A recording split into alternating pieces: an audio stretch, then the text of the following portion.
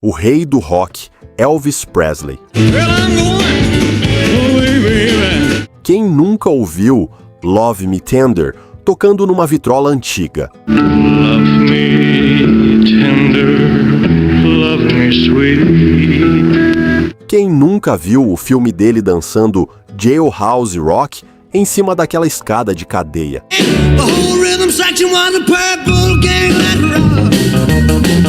E o show de Las Vegas, jumpsuit branco brilhando no palco, terminando com Can't Help Falling in Love?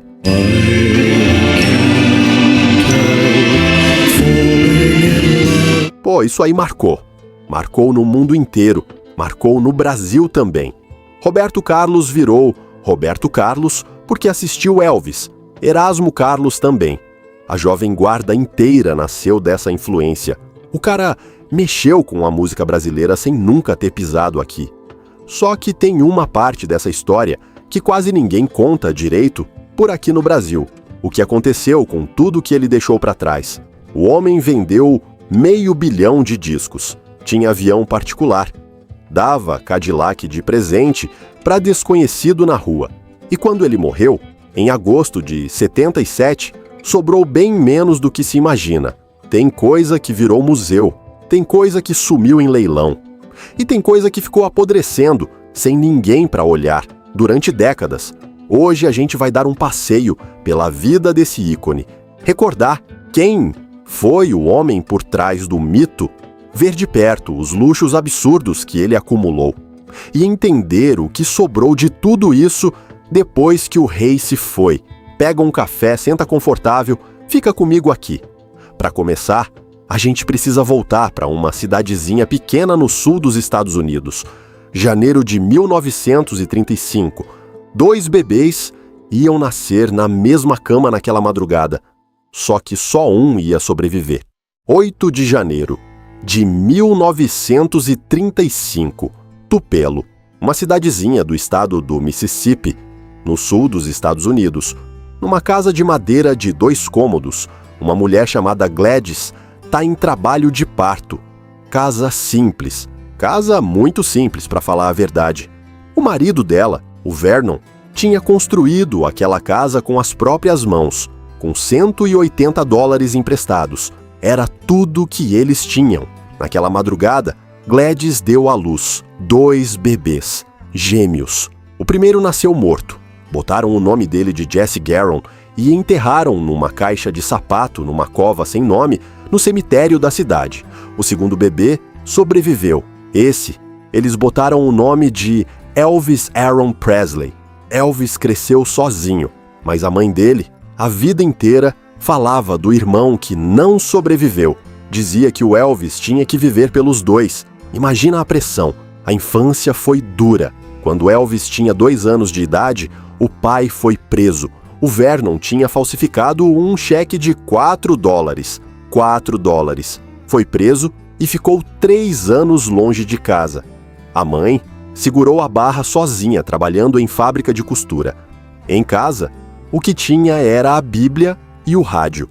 Aos domingos, a família ia para a igreja Assembleia de Deus. Elvis começou a cantar ali no coral ainda criança. Aprendeu a ouvir gospel, a sentir aquela música mexer com as pessoas. Aos 10 anos, ganhou o primeiro violão do pai. Ele queria uma bicicleta, mas a família não tinha dinheiro para bicicleta. Veio o violão.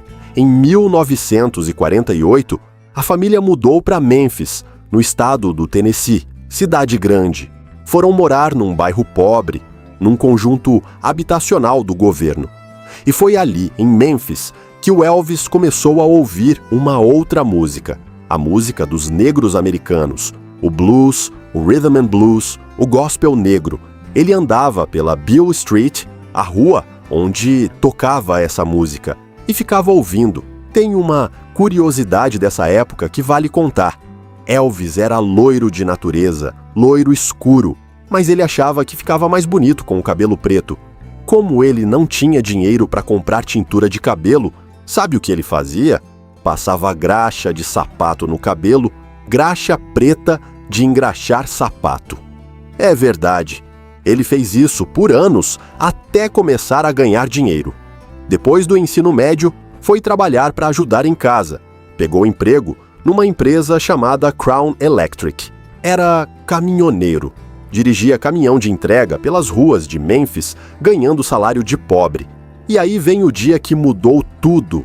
Julho de 1953. Elvis tinha 18 anos. Ele entra num estúdio de gravação em Memphis chamado Sun Records. Pagou $4 para gravar 2 músicas num discozinho. Diz que era presente atrasado para o aniversário da mãe. Ele cantou, gravou e foi embora. Só que a moça da recepção, uma tal de Marion Kaisker, achou aquela voz interessante. Anotou o nome do menino numa ficha. Um ano depois, em julho de 1954, o dono da Sun Records, um homem chamado Sam Phillips, chamou o Elvis para fazer um teste. Botou o menino para cantar com 2 músicos profissionais. No começo, não saiu nada. Os músicos estavam cansados, o Elvis estava nervoso. Aí, numa pausa, o Elvis começou a brincar com uma música velha de blues chamada That's All Right. Cantou de um jeito diferente, mais rápido, mais elétrico. O Sam Phillips ouviu pela porta entreaberta e mandou eles gravarem aquilo de novo. Aquela gravação é considerada hoje o primeiro disco de rock and roll do mundo. Em 1955, apareceu na vida do Elvis um homem chamado Tom Parker, empresário. Todo mundo chamava ele de coronel, embora ele nunca tivesse servido o exército. O coronel pegou a carreira do Elvis nas mãos e assinou um contrato com a gravadora grande, a RCA Victor, por $35 mil, valor recorde para a época. E aí o mundo virou. 1956, Elvis lança Heartbreak Hotel.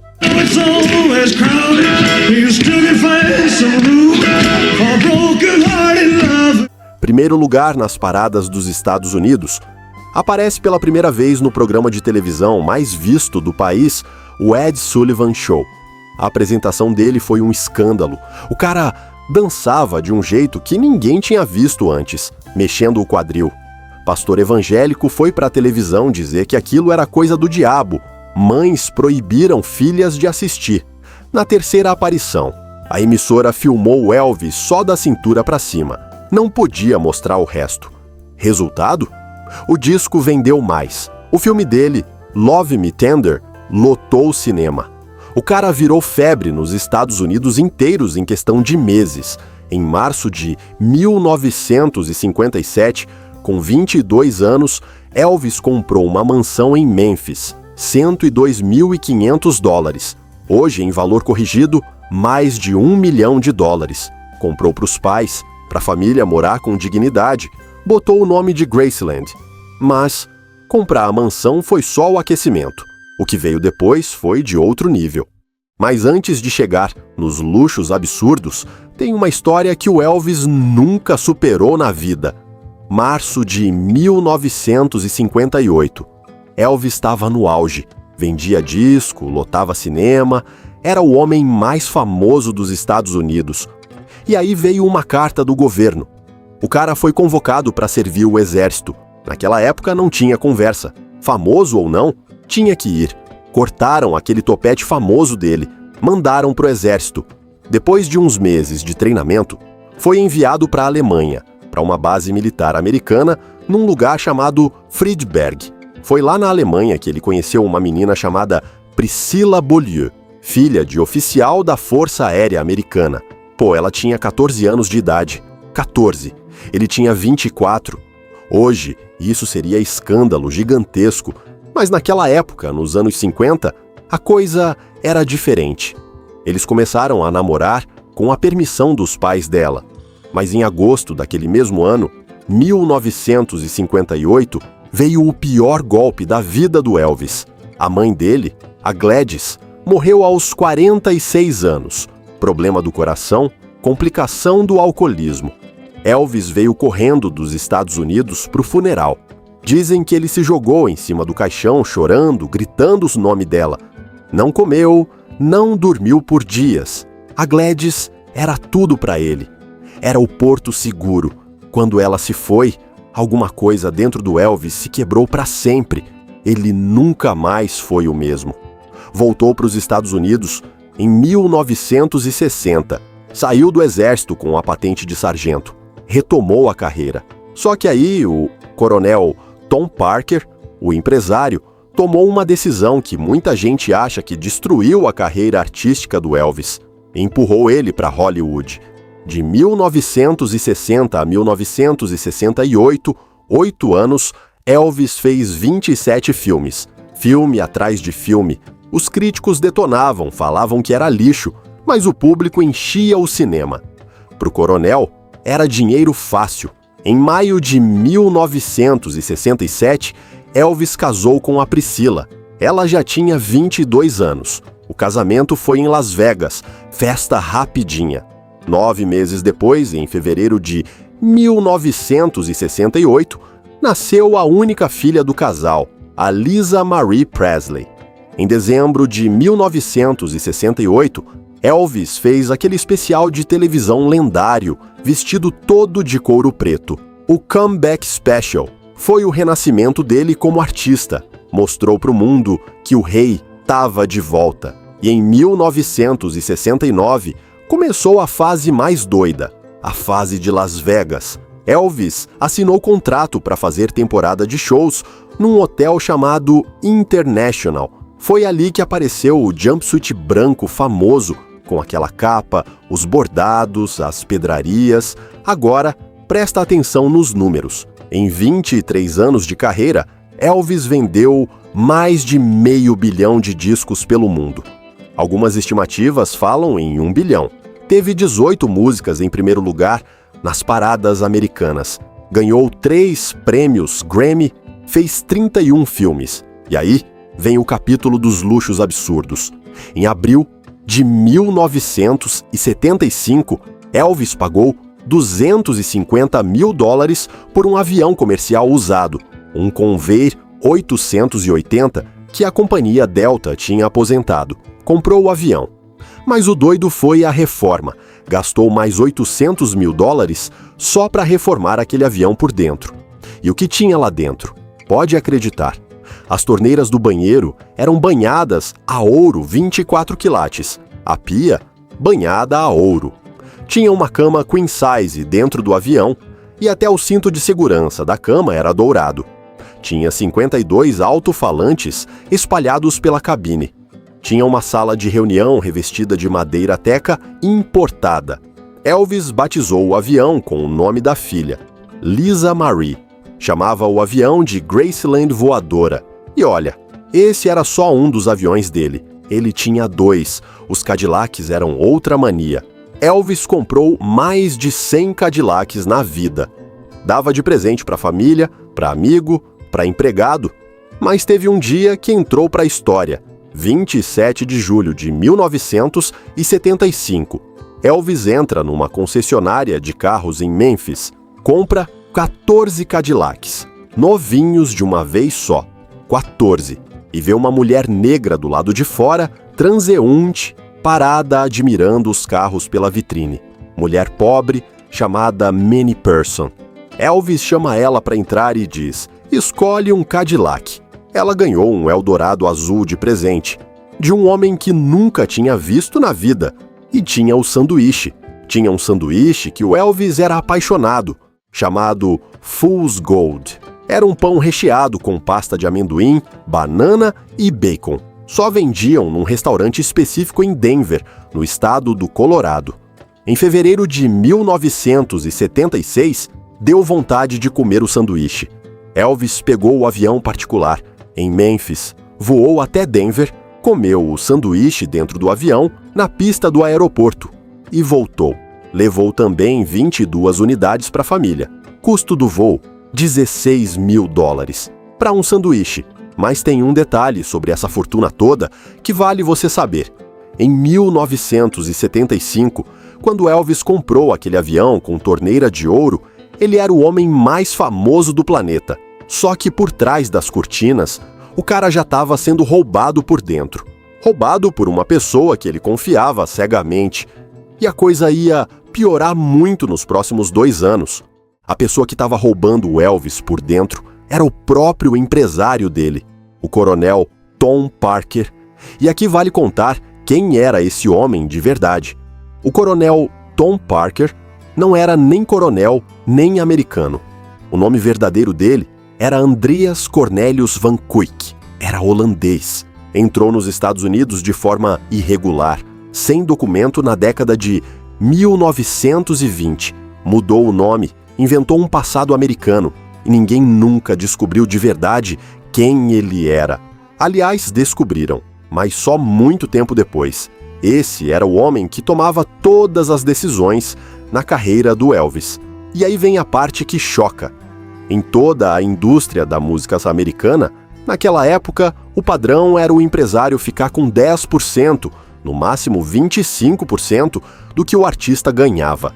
O coronel Parker ficava com 50% de tudo, metade.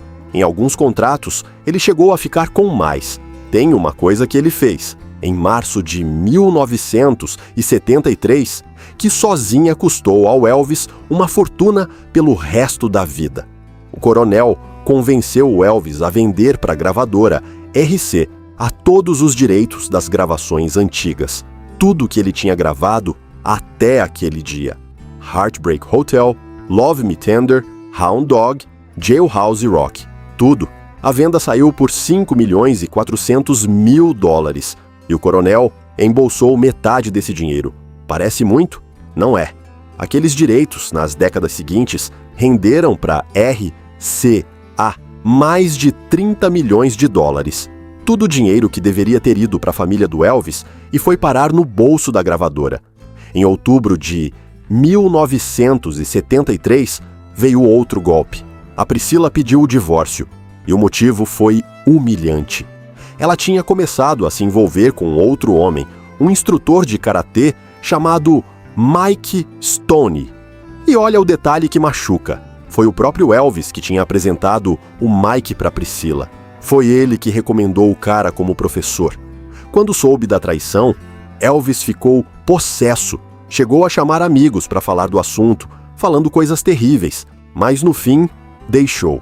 Assinou o divórcio. A partir dali, o Elvis começou a desmoronar. Se isolou em Graceland. Quase não saía da mansão. E começou a depender de um homem chamado George Nichopoulos. Todo mundo chamava ele de Dr. Nick. Era o médico particular do Elvis. Acompanhava ele em todo lugar, em toda turnê. E o Dr. Nick receitava remédio para tudo. Remédio para dormir, remédio para acordar, remédio para ter energia no show, remédio para digestão, remédio para o humor, remédio para dor, hormônio, calmante, anfetamina, opiáceo. Olha esse número.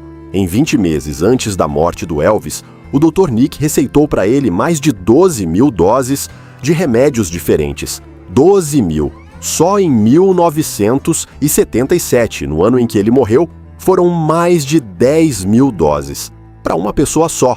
Hoje, isso seria considerado tráfico de medicamento. Mas naquela época, o Dr. Nick conseguia justificar tudo no papel.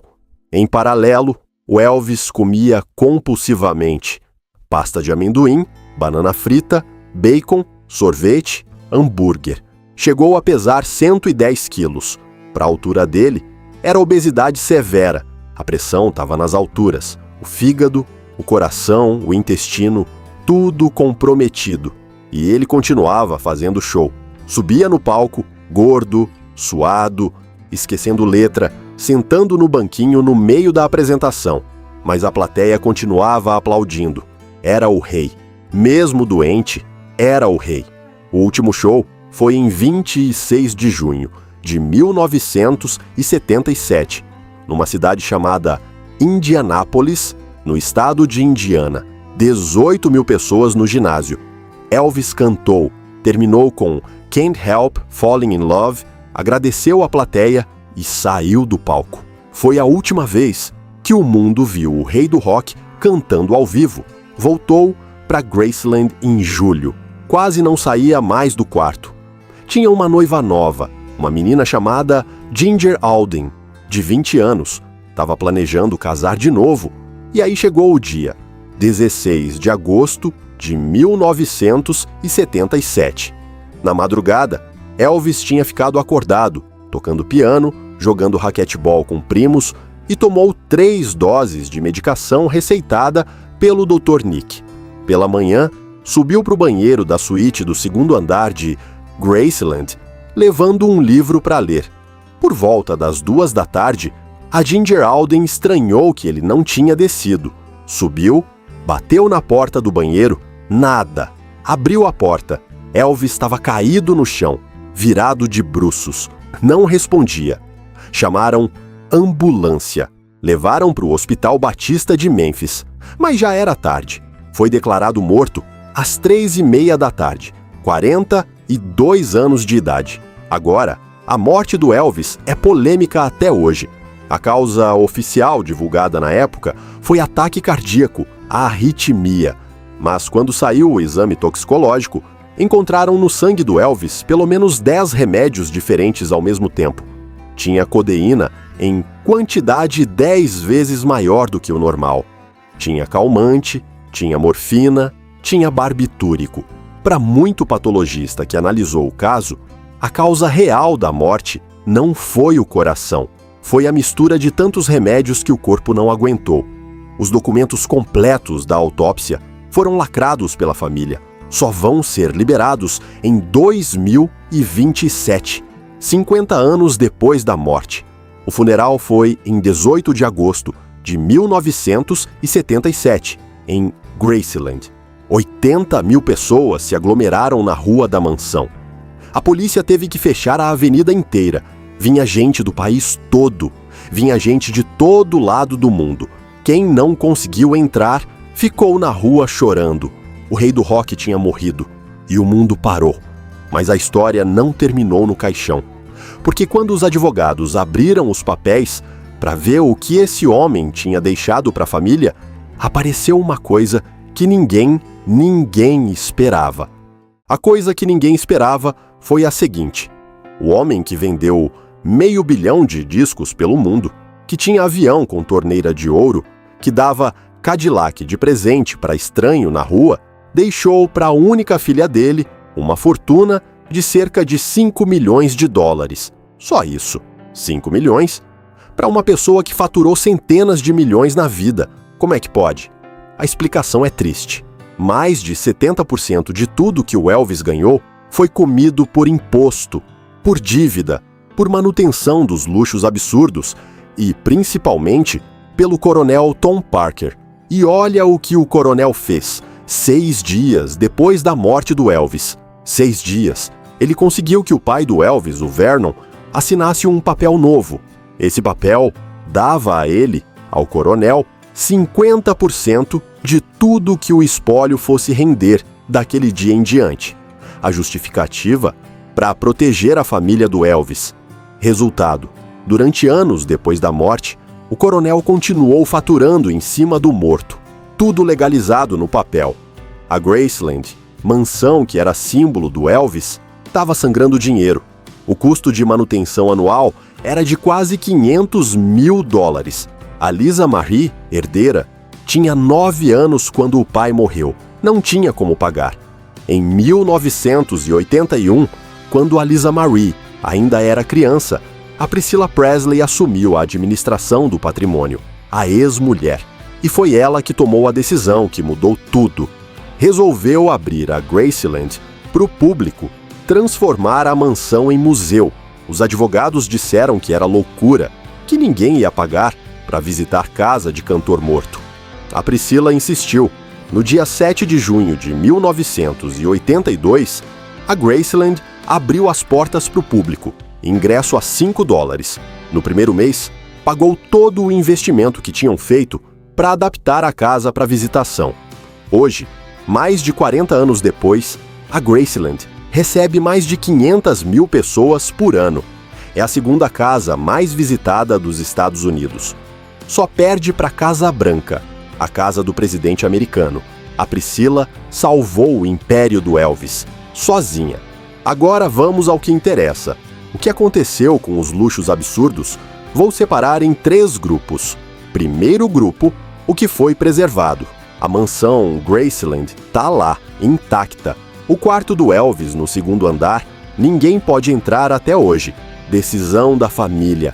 A sala famosa chamada Jungle Room, com aquela cascata de água dentro de casa e a decoração tropical bizarra, tá igualzinha. O Cadillac rosa que ele deu para a mãe Gladys em exposição.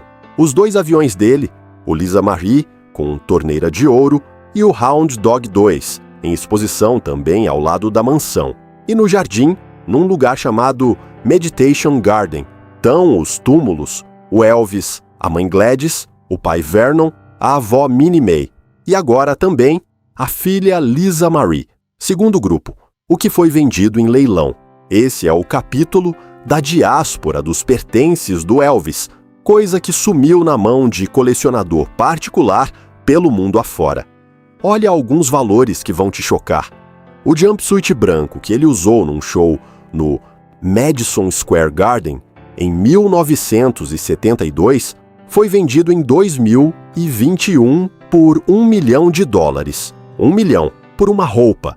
O relógio dele, marca Tiffany, foi vendido num leilão em Genebra, na Suíça, em 2018. Saiu por $1,8 milhão. Recorde mundial para relógio de celebridade. E olha essa, um pote com um pedaço do cabelo do Elvis, cortado pelo barbeiro pessoal dele, foi leiloado por $72.500. $72 mil por cabelo. Tem coisa muito mais bizarra. O contrato original que o Elvis assinou com o coronel Tom Parker, aquele contrato que arruinou financeiramente a carreira do cara, foi leiloado por $96 mil. Terceiro grupo. E aqui sim, o capítulo dos luxos verdadeiramente abandonados. Lembra do segundo avião do Elvis, o Lockheed Jetstar, que ele comprou em 1976? Aquele com sofá de veludo rosa e pintura vermelha? Pois é, esse avião ficou esquecido. Após a morte do Elvis, foi parar num deserto, no estado do Novo México, nos Estados Unidos. Décadas largado lá. Sol, chuva, vento, pegando ferrugem no meio do nada. Em janeiro de 2023, quase 50 anos depois, um youtuber americano comprou o avião por $234 mil, transformou em motorhome, fez vídeo. Mas o caso mais triste é outro. É o Circle G Ranch. A fazenda fica numa cidadezinha chamada Horn Lake, no estado do Mississippi. 163 hectares. O Elvis comprou em fevereiro de 1967, 2 meses antes de casar com a Priscila. Foi lá, naquela fazenda, que eles passaram parte da lua de mel. Tinha uma casinha branca chamada de Honeymoon Cottage, onde o casal ficava. O Elvis vendeu a fazenda em 1969, passou de mão em mão e hoje, em 2025, a Honeymoon Cottage está literalmente caindo aos pedaços. Telhado furado, parede mofada, mato tomando conta. O lugar onde o rei do rock passou a noite de núpcias com a mulher mais famosa da vida dele, apodrecendo num pedaço de terra esquecido do Mississippi. Tem gente que está tentando salvar a propriedade desde 2023, mas o tempo já levou quase tudo. Agora, voltando para a herança principal. A Lisa Marie Presley assumiu a herança em 1993, no dia que completou 25 anos. O dinheiro, depois do trabalho da Priscila, tinha multiplicado. De 5 milhões em 1977, tinha virado 100 milhões em 1993. Mas a Lisa Marie tomou uma decisão em 2005 que custou caro para a família. Ela vendeu 85% da empresa Elvis Presley Enterprises para um empresário americano por $100 milhões. Parecia bom negócio, não era. Em 2015, 10 anos depois daquela venda, a Lisa Marie tinha apenas $14 mil na conta e $16 milhões em dívidas. A herdeira do rei do rock, quebrada. Em 12 de janeiro de 2023, a Lisa Marie morreu, 54 anos, complicação de uma cirurgia bariátrica que ela tinha feito anos antes. Quem assumiu a guarda do legado foi a neta do Elvis, a Riley Keough, atriz, filha da Lisa Marie. Aos 33 anos, virou a guardiã da Graceland. E aí, em maio de 2024, aconteceu uma coisa que parece roteiro de filme. Apareceu uma empresa do nada, chamada Nausanee Investments, tentando leiloar a Graceland, nas escadarias do Tribunal de Memphis. A empresa alegou que a Lisa Marie tinha pegado emprestado 3.800.000 dólares em 2018, usando a Graceland como garantia, e nunca tinha pagado. A Riley Keough entrou na justiça correndo. Disse que era mentira, que a mãe nunca tinha pegado esse empréstimo. O FBI entrou no caso, descobriu que era fraude. Os documentos eram todos falsos. A assinatura da Lisa Marie tinha sido falsificada. Em 16 de agosto de 2024, justamente no 47º aniversário da morte do Elvis, o FBI prendeu a fraudadora, uma mulher do estado do Missouri chamada Lisa Janine Findley, 53 anos. Tinha pelo menos 6 nomes falsos. Em setembro de 2025, a juíza federal condenou a Lisa Findley a quase 5 anos de cadeia. Quase tinha conseguido roubar a Graceland.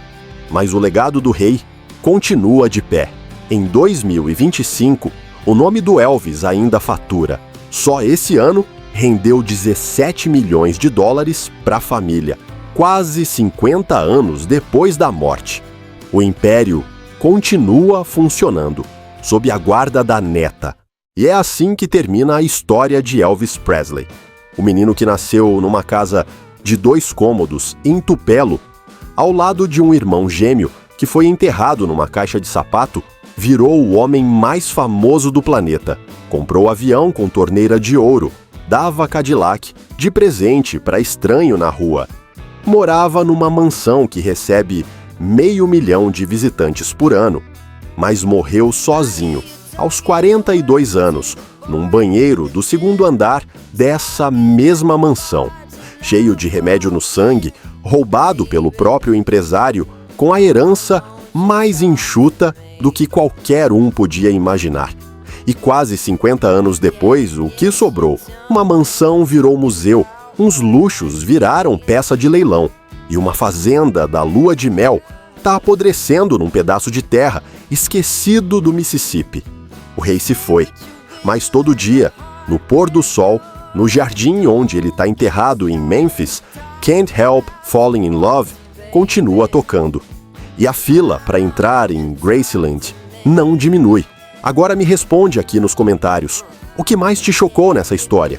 O luxo absurdo que ele acumulou em vida? Ou o jeito como o império quase desmoronou logo depois que ele morreu? Comenta aí embaixo que eu leio tudo. E se você gostou desse vídeo, deixa o like, se inscreve no canal para não perder nenhuma história dessas que a gente conta por aqui. Tem muito mais vindo por aí. No próximo vídeo, a gente vai contar a história de outro ícone que viveu no luxo absurdo e morreu cercado de mistério. Uma estrela que ninguém imagina que terminou da forma como terminou. Até lá!